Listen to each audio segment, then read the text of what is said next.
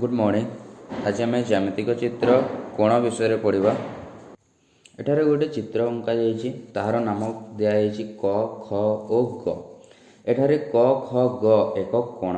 क ख ग लिखा पूर्वर एक चिन्ह दिखाई, ताहा होछि कोणर चिन्ह। तेबे कौन से दुईटी बाहु परस्पर छेद कले कोण सृष्टि होता है। जेकोसी भी रेखा हो, ताहा रश्मि हो, सरल रेखा हो बा रेखाखंड हो, परस्पर मध्य जदि छेद करिथाए सेठारे उत्पन्न होता है कोण। ठीक अच्छे। तेबे कोणर माप को आमे डिग्री एकक प्रकाश करिथाउ एवं यह प्रोट्राक्टर द्वारा मपा जाय थाए। कोणर चिन्ह आमे जानिला केमती चिन्ह दिया जाए।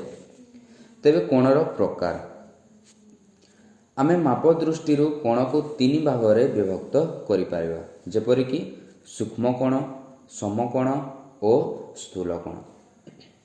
तेबे सूक्ष्म कोण कोण? जो कोणर माप 0 डिग्री रु आरंभ होई 90 डिग्री पर्यंत होता है ताहाकु आमे सूक्ष्म कोण कहिता। बा जो कोणर माप 0 डिग्री रु अधिक और 90 डिग्री रु कम ताकु आमे सूक्ष्म कोण कहिता। तापर आसला समकोण। जो कोणर परिमाण 90 डिग्री होता है ताहाकु आमे समकोण बोली कहिपा। स्थूल कोण।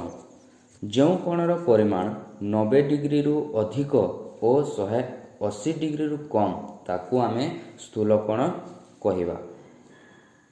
तले सूक्ष्म कोण, समकोण और स्थूल कोणर केतोटी चित्र दिया जायछि ताहाकु आमे ध्यान दे देखिबा।